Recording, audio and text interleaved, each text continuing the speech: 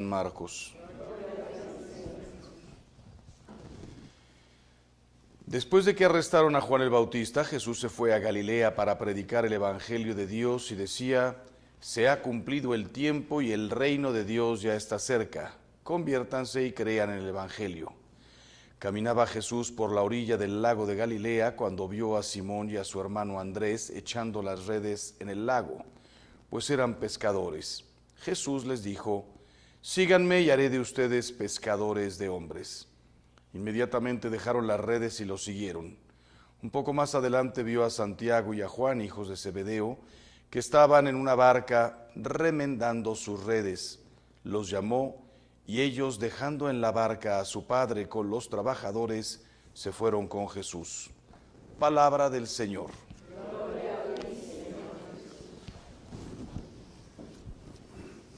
Lo primero que hay que aclarar es que este es el Evangelio de San Marcos, y en cambio si lees el de San Lucas, dice que Jesús vio a Pedro y le dijo: boga mar adentro, y entonces Pedro fue la primera pesca milagrosa y saliendo le dijo: yo te haré pescador de hombres. Él cayó de rodillas y dijo: apártate de mí porque soy un pecador. Y entonces, ¿por qué las vocaciones son diversas? Por más que leamos el Evangelio y le busquemos contradicciones, no hay una sola contradicción en el Evangelio.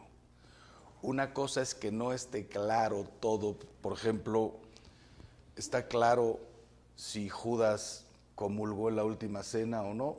Por más que leas el Evangelio, no lo vas a saber. Si te lees a María Valtorta, sí dice, y Caterina Emmerich, que sí comulgó, que sí fue ordenado sacerdote y después salió. Pero eso no es palabra de Dios, eso es una presunta, creída, revelación personal. La palabra de Dios es esta, no hay contradicción. ¿Y qué es lo interesante? Que muy probablemente, si lees a San Juan, cada evangelio es diferente. Primero es cuando los ve por el camino, dice: este es el Cordero de Dios que quita el pecado del mundo. Van y le dicen: Rabí, ¿dónde vives? Y entonces dice: vengan y vean. Pero todavía no les dice: yo los haré pescadores de hombres. Vengan y vean. Y fueron con él y se quedaron con él todo ese día. Pero no hay todavía un mandato de síganme. Y entonces tienen que volver a las redes y al mar. Y siguen pensando que genial fue el encuentro con este hombre, que puede ser el Mesías. Después ya viene este episodio del lago. Y yo les invito a que hagan una cosa bien bonita. Así como dice aquí, pasó, vio primero a Pedro y a Andrés. Pero hay otro evangelio que dice que Andrés va a decirle a Pedro: hemos encontrado al Mesías. Es antes de esto. La vocación se va cuajando poco a poco. Y ya llega un momento en que dice: dejen todo. Dejando las redes, dejando a su padre, lo siguieron. Y entonces aquí las invito, y a todos los que nos están escuchando. ¿Recuerdan el momento de su vocación? Cada quien métase a su cabeza. Así como aquí hubo diferentes momentos, yo me acuerdo cuando en sexto de primaria un profesor dijo: un muchacho, y teníamos 12 años, un muchacho de su edad siempre tiene que llevar en el bolsillo pañuelo y rosario. Muchos se quedaron así como, y además el pañuelo era obligatorio, si no te bajaban un punto. Pañuelo, pero ¿y por qué el rosario? Saliendo de ahí, sexto de primaria, no recuerdo el día exacto, pero sexto de primaria, me fui a comprar un rosario porque lo dijo el profesor, no de religión, el profesor de matemáticas, español y de lo que fuera. Desde ese día, mi rosario no ha salido de mi bolsillo. No lo rezaba a los 12 años, ni mucho menos. Lo tocaba, lo sentía, la presencia de María estaba conmigo.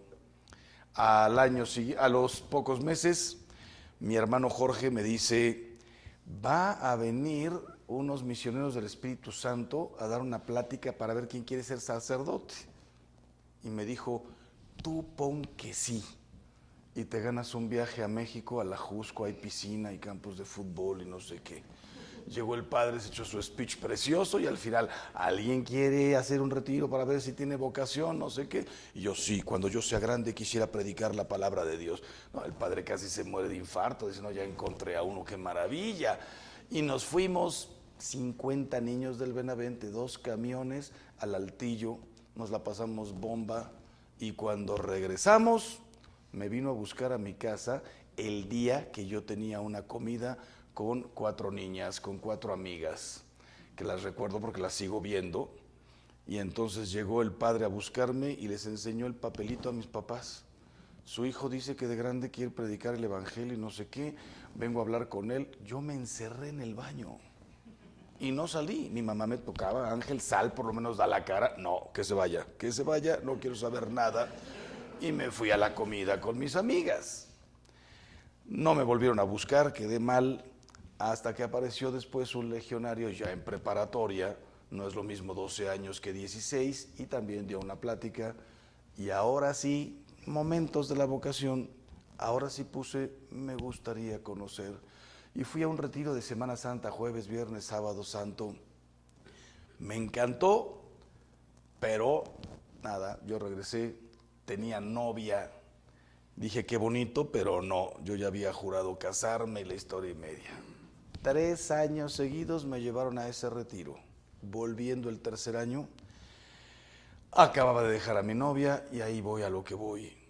Me viene a ver el sacerdote que recuerdo con mucho cariño, lo acabo de ver hace 3 meses, Enrique Vizcaíno, y me dice, bueno Ángel, ahora sí, terminaste prepa, llegó la hora de decidir, y me acuerdo cuando le dije, padre, perdóneme el tiempo perdido, no quiero saber nada del sacerdocio, ¿cómo tal? 3 años, no me interesa, ¿verdad? Lo despedí, lo acompañé a la puerta y subí corriendo a la ventana para ver del cuarto de mi mamá, para ver que su coche se alejara. Cuando se fue el coche, en ese momento me cayó una pregunta del cielo, ¿por qué no? Y dije, madre mía, ya se fue y ahora sí quiero. A los 3 días le tuve que hablar, padre, ¿qué tengo que hacer para ir al retiro decisivo de si me voy o no me voy? Si me preguntan, ¿cuál fue el momento en que Jesús me dijo, sígueme? Ha habido 30. Ese fue el primero. Aunque recuerdo el rosario, aunque recuerdo el ridículo de haber ido 3 días a México al Altillo, aunque recuerdo otras cosillas, pero ese fue el primero. Pero cuando estaba en el noviciado y me quise regresar a mi casa y casi ya a punto de ir a tocar al superior, quiero un boleto para irme a mi casa, otra vez en un momento de adoración, ¿por qué te vas? Ven y sígueme. Y cuando me dijeron, llegó la hora de hacer la primera y la segunda y la tercera profesión, otra vez la duda y otra vez el llamado. ¿Cómo habrán vivido los apóstoles? El evangelio es tan parco que vengan, dejen todo y dejaron a su padre. ¿Sabes la cantidad de veces que se habrá preguntado Pedro, ¿y qué hago con mi esposa? Cada vez está más claro que Pedro estaba casado. ¿Y qué hacemos con mi padre? ¿Dejo para siempre la barca, los peces, el dinero?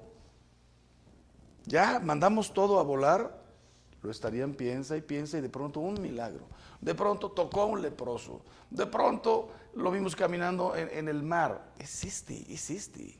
Vale la pena dejarlo todo por seguir a una persona que controla la tempestad, la vida, resucita, multiplica, cura, sana, habla precioso. Una vocación. Y entonces ahora vamos a ustedes. ¿Tu vocación? Para ustedes es un poquitín diverso, lo voy a hacer rápido. Primero, tu vocación al matrimonio. ¿Te acuerdas cuando lo viste por primera vez? Casi te pusiste a aullar. Cuando la viste por primera vez. Vocación al matrimonio. Pero después está tu vocación a seguir a Cristo. ¿Fue en un retiro? ¿A qué edad? ¿Cuándo empezaste a venir a misas diarias? ¿Cuándo viviste tu primera misa? A lo mejor te casaste como pagana, como pagano. Simplemente la gente se casa. Sí, hay que ir a la plática, hay que ir tal, el sacramento. Pero ¿qué sentías por Dios? Probablemente muy poco. A lo mejor otras no, a lo mejor está aquí alguna que desde los 10 años entró al ESID y ya creció con nuestro Señor en el alma.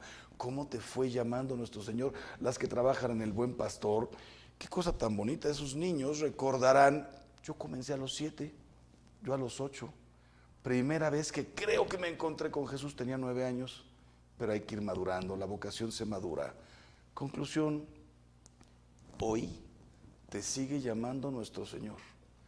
Ha sido progresivo, pero cada vez más y más insistente. No fue igual cuando te diste cuenta que era necesario ir a misa, es más, obligatorio, y te traían quizá de los pelos tus papás, hasta que tú descubriste la misa, la adoración, el amor, la primera vez que sentiste la presencia de Dios y que te invitaba a una vida diferente a la del 95% del mundo. Eso es la vocación. Así como aquí de fácil dice, ya, dejaron todo y se fueron. No, hombre, habrán tenido que pensarla y pensarla y pensarla. Yo que leo mucho a María Valtorta y los que han visto la película de Chosen y Caterina Emmerich, que Pedro se pregunta, ¿dejo a mi mujer? Eso no se lo podría pedir a ustedes. No, Jesús se lo podría pedir en una situación completamente especial a un hombre y no abandonada. Dedícate a mí y a ella las reglas. El otro día me dijo un señor que tenía problemas, padre, ¿qué hago? Ya es imposible. ¿Puedo dejar a mi mujer? Sí, pero no me la dejes aquí. No. ¿Por qué la vas a dejar? Échale ganitas, siguen juntos. Tentaciones hay de todas, vocación te sigue llamando.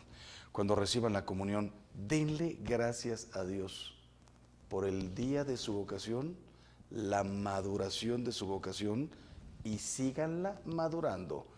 El cura de Ars dice, si el sacerdote supiera lo que es, se moriría. No hemos terminado de madurar a donde nos llamaron. Si ustedes supieran lo que ha hecho Dios en sus vidas, se morirían.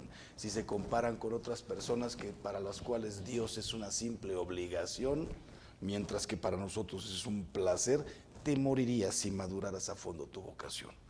Que así sea.